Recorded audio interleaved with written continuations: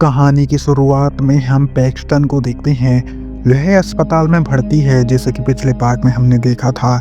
Paxton की हालत कैसे बिगड़ी है यह हमें पता है। उससे मिलने के लिए कुछ लोग आते हैं और उससे पूछते हैं कि तुम्हारी यह हालत कैसी हुई।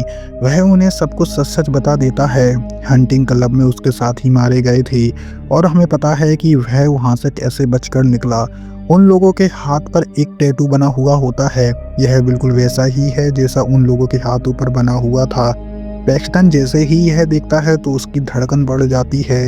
वह लोग उसे सोचने का मौका नहीं देते और उसे मार देते हैं। लेकिन हमें पता चलता है कि यह तो सिर्फ पैक्सटन का एक सपना है। वह अभी भी उस हादसे को भूल नहीं पाया है। वह अपनी गर्लफ्रेंड के घर पर रह रहा है ताकि कोई भी उसे ढूंढ ना सके। पैक्सटन के साथ जो हादसा हुआ उसके बारे में उसने किसी को नहीं बताया, क्योंकि उसे डर है कि अगर उसने यह किसी को बताया तो उसकी जान भी खतरे में आ सकती है। वह इसी डर में जी रहा था। उसके बर्ताव से उसकी गर्लफ्रेंड भी तंग आ चुकी है। उन दोनों में बहस हो जाती है और पैक्सटन वहां से चला जाता है। अगली सुबह जब पैक्सटन को ढूंढने के लिए वह जाती है तो उसको पैक्सटन की बिना सिर की लाश मिलती है। हम हंटिंग क्लब के ओनर साशा को देखते हैं। एक व्यक्ति उसके पास एक बॉक्स लेकर आता है और आप लोग समझ ही गए होंगे कि बॉक्स में क्या है। इसके बाद हम बेथ, विटनी, लॉर्ना अपने आर्ट क्लास अटेंड कर रही थीं। वह एक्जेला नाम की लड़की का चित्र बना रही थीं। जब क्लास ख़त्म हो गई तब वह बेथ के पास स्केच देखने के लिए आई। स्केच इतना अच्छा भी नहीं था, लेकिन वह खरीदना चाहती है। बेथ फ्री स्केच दे देती है। वह ड्रिंक ऑफर करती है, लेकिन वह मना कर देती है क्योंकि तीनों को जल्दी से कहीं जाना है और उनकी ट्रेन मिस हो जाएगी। अब हम रात को देखते हैं। बेथ और विटनी ड्रिंक लेने के लिए चले जाते हैं और लॉर्ना वहीं पर रुक जाती है। दोनों लड़कियां वहां से जा रही थीं, तभी उनकी टक्कर एक अनजान व्यक्ति से हो जाती है। खैर, वह उसे इग्नोर करके आगे चली जाती है। ड्रिंक के काउंटर पर वह एक्जेला को देखते हैं तो वह काफ़ी सरप्राइज हो गई। बेथ उससे पूछती है कि तुम यहाँ पर कैसे आ गई, तो वह बताती है कि मैं भी तुम्हारे साथ चलने के लिए आई हूँ। अब हम उसी आदमी को देखते हैं जो केबिन के बाहर से लॉर्ना को घूर रहा था। देखते ही देखते वह अंदर आ गया। जब बेथ और विटनी वापस जाते हैं तब उन्हें लॉर्ना रोती हुई मिलती है। वह बताती है कि एक आदमी आईपॉड चुरा कर ले गया। वह लोग इसकी खबर पुलिस को देना चाहती हैं, लेकिन तभी वहाँ पर एक्जेला लॉर्ना का आईपॉड लेकर आ जाती है। वह बताती है कि एक आदमी उसका पर्स चुराने की कोशिश कर रहा था, तभी उसकी जेब में से यह गिर गया। इसके बाद वह उसे भी अंदर बुला लेती हैं। रात में एक्जेला उन्हें एक जगह चलने के लिए कहती है। उसके हिसाब से वह जगह काफ़ी शांत है। उन तीनों को भी शांत वेकेशन चाहिए था, तो वह उसके साथ चलने के लिए राजी हो गए। अगले दिन सभी लोग वहां पर पहुंच जाते हैं। होटल पहुंचने पर रिसेप्शनिस्ट उन्हें बताता है कि आज रात यहां पर फंक्शन होने वाला है। खैर, अब वह लोग अपने कमरे में जाते हैं। इधर हम रिसेप्शनिस्ट को देखते हैं जो कि उनके पासपोर्ट स्कैन कर रहा था। स्कैन करने के बाद वह उन्हें ऑनलाइन अपलोड कर देता है, जहां दुनिया भर के अमीर लोग लड़कियों की बोली लगाने लगते हैं। टॉड नाम का सबसे हाईएस्ट बोली लगाता है। टॉड अपने फ्रेंड स्टुअर्ट को इनवाइट करता है। दोनों लड़कियों को देखने के लिए वहां पर पहुंच जाते हैं। इधर इन लड़कियों को पता ही नहीं है कि उनकी बोली लग चुकी है, और इससे आप समझ सकते हैं कि यहाँ कितना बड़ा इलीगल काम चल रहा है। रात में सभी लड़कियां उसी फेस्टिवल में जाती हैं। टॉड और स्टुअर्ट उन्हीं लड़कियों को देख रहे थे। विटनी लॉर्ना को बताती है कि बेथ की मां मरते समय सब कुछ उसके नाम करके गई थी और अपने पिता को भी वह पैसे देती है। वह इतनी ज़्यादा अमीर है कि चाहे तो यह जगह खरीद सकती है।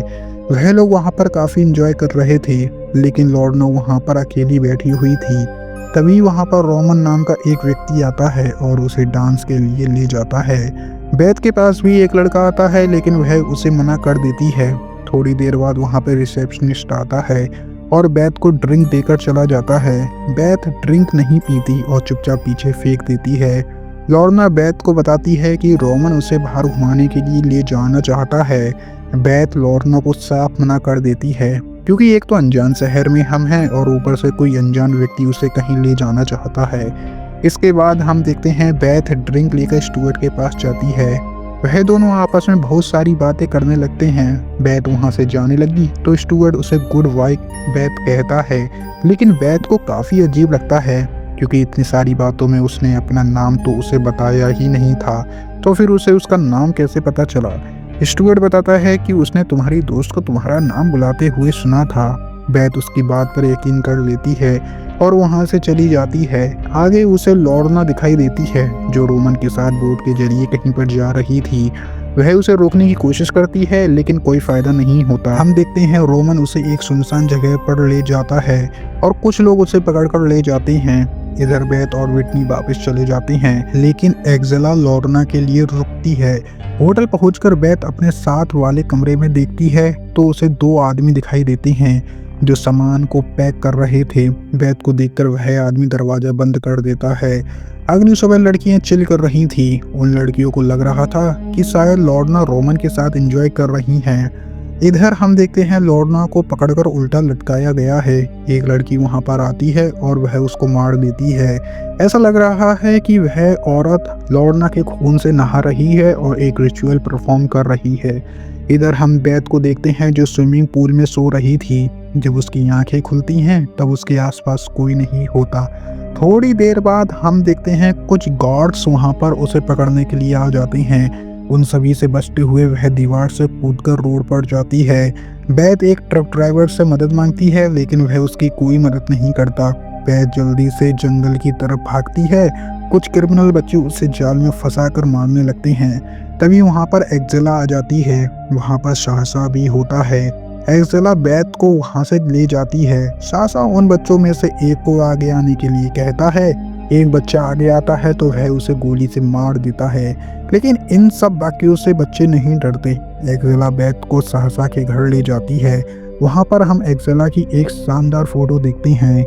हम एक मेकअप आर्टिस्ट को देखते हैं जो विटनी को तैयार कर रहा था।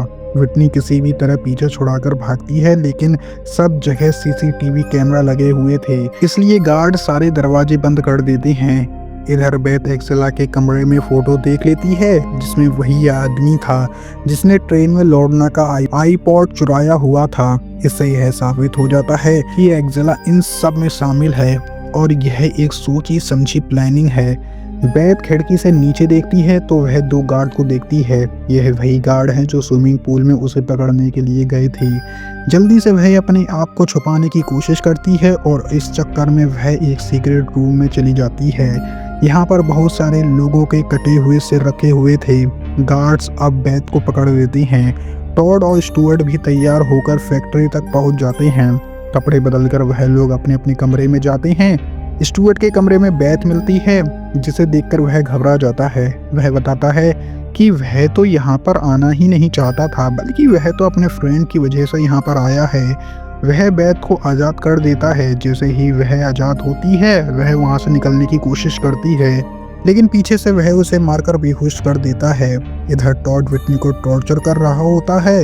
वह उसको उसकी हालत पर छोड़कर वहाँ से चला जाता है लेकिन क्लब के कॉन्ट्रैक्ट के हिसाब से वह बिना मारे वहां से नहीं जा सकता। टॉड कॉन्ट्रैक्ट तोड़ देता है इसलिए कुछ लोग अपने जंगली कुत्ते उसके ऊपर छोड़ देते हैं। इसके बाद कुछ लोग विटनी की पट्टी करते हैं और फिर उसकी फोटो सोशल मीडिया पर भेजते हैं लेकिन कोई भी उसे खरीदना नहीं चाहता। कम दाम पर स्टुअर्ट उसे खरीद लेता है क्योंकि वह बेथ की फ्रेंड है। विटनी को मारकर उसका नेकलेस वह बेथ को पहना देता है।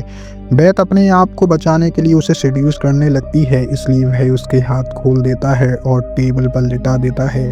बेथ मौका मिलते ही उसके ऊपर हमला करती है और उसे कुर्सी से बांध देती है। वहां पर कुछ सिक्योरिटी गार्ड आ जाते हैं लेकिन तब तक बेथ बंदूक से उन्हें डराने लगती है और कहती है कि अगर उसे कुछ हुआ तो स्टुअर्ट का प्राइवेट पार्ट काट देगी। वह सासा को बुलाने की डिमांड करने लगती है लेकिन सासा वहां जाकर उन दोनों को मारने का ऑर्डर दे देता है। बेथ उससे एक अच्छी डील करती है क्योंकि उसके पास पैसों की कोई कमी नहीं है लेकिन वह वहाँ का एक रूल बताता है कि यहाँ पर किसी न किसी को तो मरना पड़ेगा। इसलिए बेथ स्टुअर्ट का प्राइवेट पार्ट काट देती है और मारने के लिए छोड़ देती है। इसके बाद बेथ भी उस जगह का एक टैटू बनवाती है और वह भी उस जगह की एक मेंबर बन जाती है। और इसी के साथ हमारी मूवी यहीं पर ख़त्म हो जाती है। आई होप गाइस आपको मूवी पसंद आई होगी। मूवी पसंद आई हो तो वीडियो को लाइक करना, चैनल पर नए हो तो सब्सक्राइब करना।